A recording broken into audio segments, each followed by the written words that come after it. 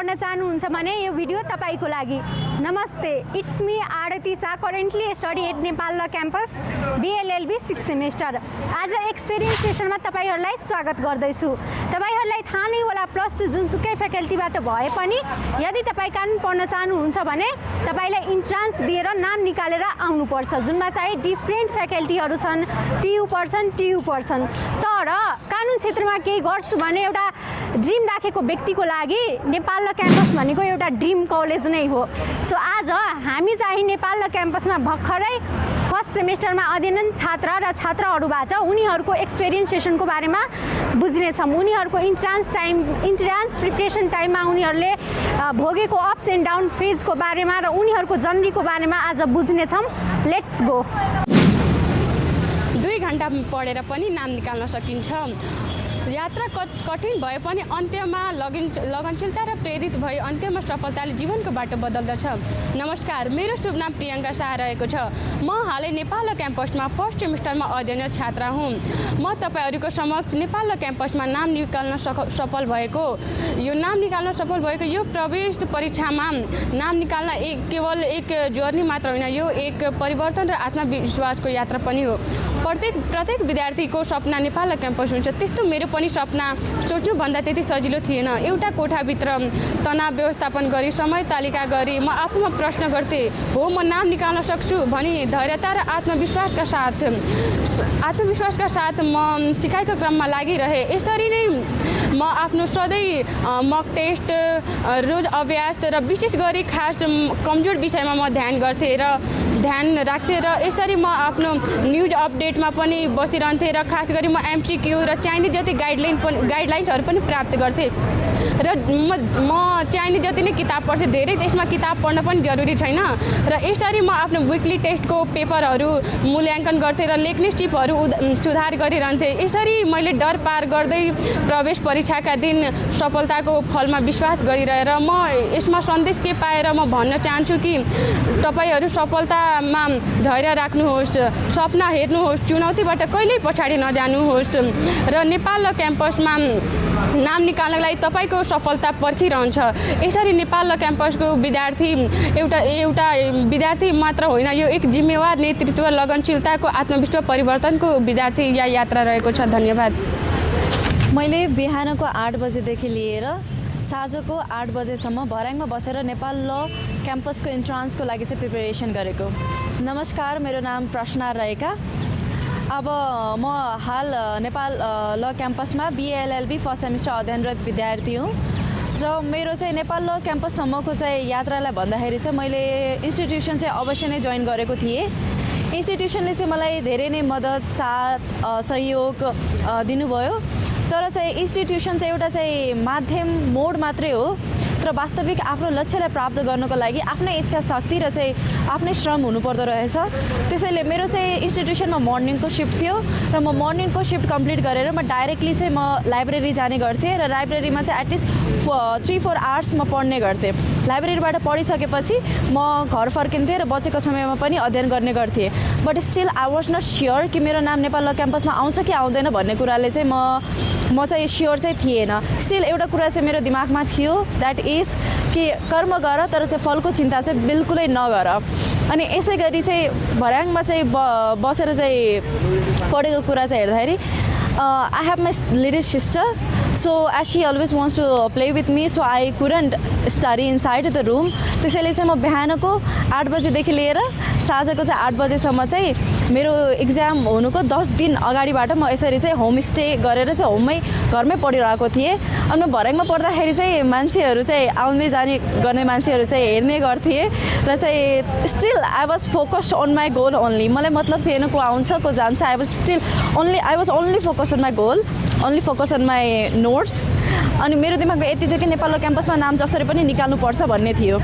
अनि यसै गरी चाहिँ मैले नेपाल ल क्याम्पसमा 49 र्याङ्कमा चाहिँ आफ्नो नाम निकाल्न सफल भएँ।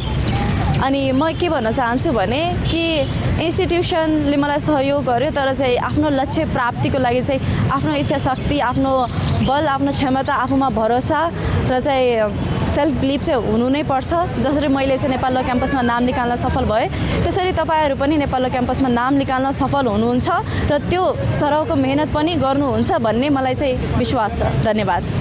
आफू जति होपलेस भए तापनि आफ्नो आत्मविश्वास र मेहनतले गर्दा चाहेको कुरा चाहिँ पाउन सकिन्छ।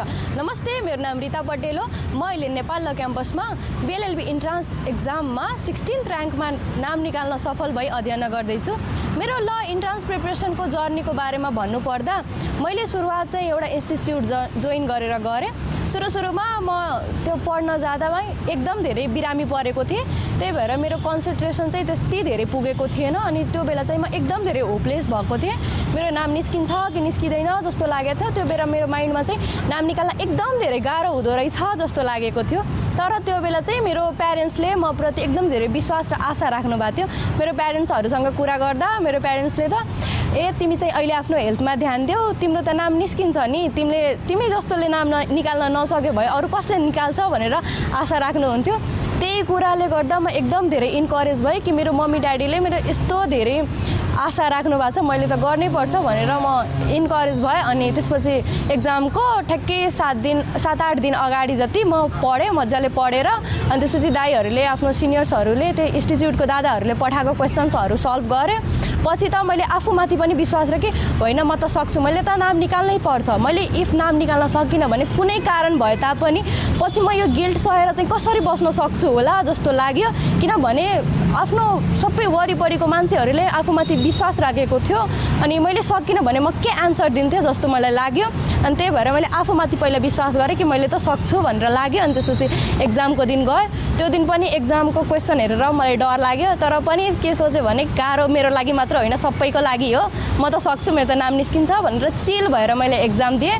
अनि त्यसको एज अ रिजल्ट म अहिले नेपाल ल क्याम्पसमा पढ्दैछु। धन्यवाद। नमस्कार, मेरो नाम इर्साद मुसुरी। म हालै नेपाल ल क्याम्पस बिएलएलबी प्रथम सेमेस्टरमा अध्ययनरत विद्यार्थी हुँ। तपाईँहरूलाई थाहा नै होला अहिलेको अवस्थामा हाम्रो मुस्लिम कम्युनिटीबाट धेरै कम पढे लेखेका व्यक्तिहरू हुन्छन्। त्यसमा पनि धेरै न्यूनतम रूपमा कानुन पढे लेखेका व्यक्तिहरू छन्। त्यही हेरेर म कानुनी सङ्कायमा आएँ, किनभने हाम्रो समाजमा हाम्रो मुस्लिम कम्युनिटीमा धेरै कम नै कानुनको बारेमा चेतना छन्। त्यसैले म हाम्रो कम्युनिटीमा पनि कानुनको ज्ञान होस्, कानुनको चेतना होस्, म पनि आफ्नो कम्युनिटीको लागि केही गर्न सकूँ भनेर म कानुन पढ्न नेपाल क्याम्पसमा आएको हुँ। धन्यवाद। कानुन पढ्नको लागि मात्र ल फ्याकल्टीबाट नभइकन अनि कुनै फ्याकल्टी अर्थात् साइन्स एजुकेसन अनि कुनै फ्याकल्टीबाट पनि उनीहरूले इन्ट्रान्स दिएर आउनुपर्छ र त्यो आज अन्य फ्याकल्टीको लागि त्यसै गरी आज हामी बिच एउटा विद्यार्थी रहेछ, उहाँ चाहिँ साइन्स फ्याकल्टीबाट प्लस उहाँको पोइन्ट के छ भन्दाखेरि कुनै पनि इन्स्टिट्युट जोइन नगरिकन एकदम राम्रो र्याङ्कमा नेपाल ल क्याम्पसमा नाम निकाल्न सफल भएको छ। र हामी आज उहाँसँग कुरा गरौँ र उहाँको बुझाइको बारेमा बुझ्छौँ। हेलो, नमस्ते, हजुरको नाम? मेरो नाम राज गुप्ता। हजुरको नाम कति र्याङ्कमा आएको छ? मेरो 13 र्याङ्कमा आएको छ। तपाईँ जस्तै साइन्स फ्याकल्टीबाट हुनुहुन्छ अनि तपाईँले कुनै पनि इन्स्टिट्युट जोइन नगरिकन तपाईँले कसरी चाहिँ नेपाल ल क्याम्पसमा नाम निकाल्नु भयो, तपाईँको खतराको बारेमा, तपाईँको समस्या र के कस्तो चुनौती आएको थियो त्यसको बारेमा एकदम सर्टमा भनिदिनु होला।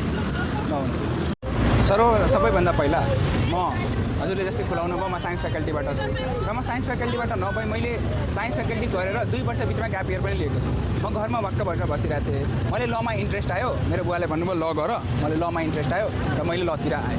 मैले लमा स्कोपहरू हेर्दा राम्रै थियो, लयर बन्न सकिन्छ, जज बन्न सकिन्छ, सरकारी सेवामा जान सकिन्छ र थुप्रै कामहरू गर्न सकिन्छ। मेरो इन्ट्रेस्ट आयो त म अब ल कहाँ पढौँ भनेर आएँ। ल कहाँ पढ्ने भनेर मैले नेपालमा हेरेँ भने त्रिभुवन विश्वविद्यालयको सबभन्दा टप पढाइ रहेछ। त्यसमा पनि सबभन्दा टप राम्रो पढाइ कहाँ हुन्छ? Nepal law campus.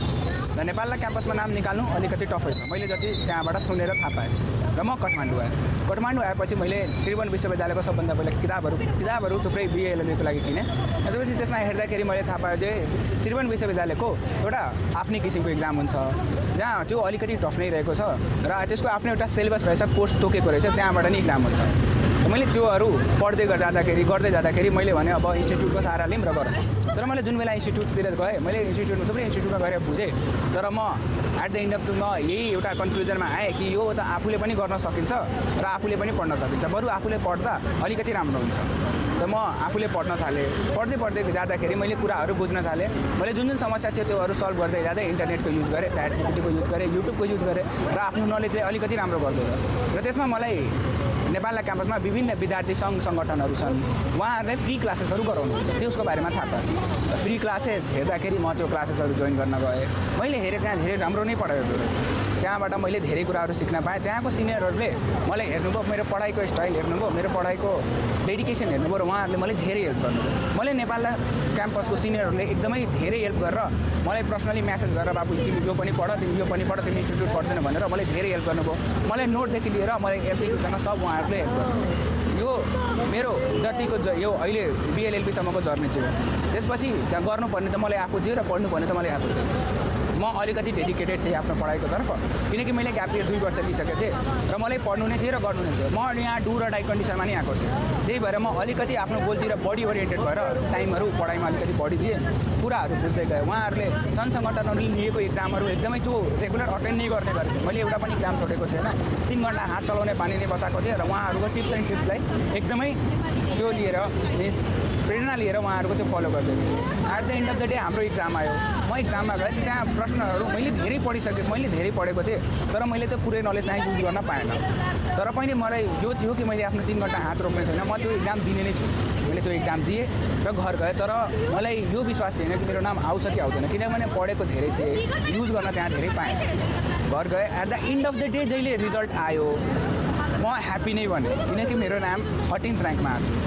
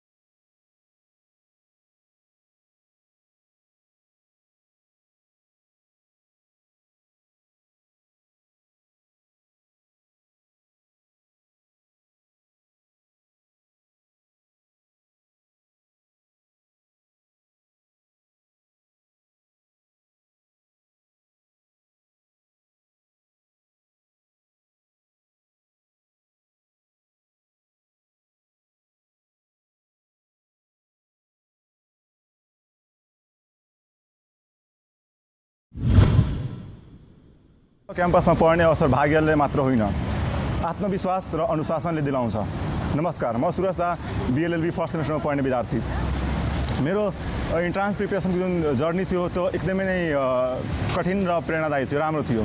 र हामीलाई सुरुमा डर लाग्ने कुरो के थियो कि कम्पिटिसन बढी हुन्छ कि 160 सिटमा 1700-1800 भन्दा बढी प्रतिस्पर्धा गर्ने हाम्रो मित्रहरू हुन्छन्। तर उसमा नआतिकन र आफूमा विश्वास राखेर अनुशासित रूपमा पढ्दा त्यो कुनै ठुलो चुनौती होइन कि। अनि एउटा अझै के डराउँछ कि नाम निस्किँदैन र प्रेसर हुन्छ कि पढाइ धेरै प्रेसर, तर उमा आफूले सम्झाउनुपर्छ र कन्फिडेन्ट राख्नुपर्छ कि। अनि म आउने जुन पनि हाम्रो मित्र साथी भाइ बहिनी छन्, एउटा के सल्लाह दिन्छु कि नेपाल क्याम्पसको इन्ट्रान्स क्र्याक गर्न लागि एक्स्ट्रा अर्डिनरी हुनु पर्दैन, मात्र डिसिप्लिन अनुशासित भइ पुग्छ कि। कुनै पनि त्यो ठुलो केही छैन कि आफूमा अनुशासन राख, आत्मविश्वास राख र सोसल मिडियामा जति टाइम दिन्छु त्यसभन्दा बढी आफ्नो सिलेबसमा ध्यान दिउँ कि तब नाम निस्किन सकिन्छ। यही सबै छ, केही ठुलो छैन, विश्वास आफूमा राम्ररी पढ र अनुशासित बस। यस्तो इन्फर्मेटिभ भिडियोजहरूको लागि गर्नुहोस् माई लिगल करियरलाई लाइक, शेयर,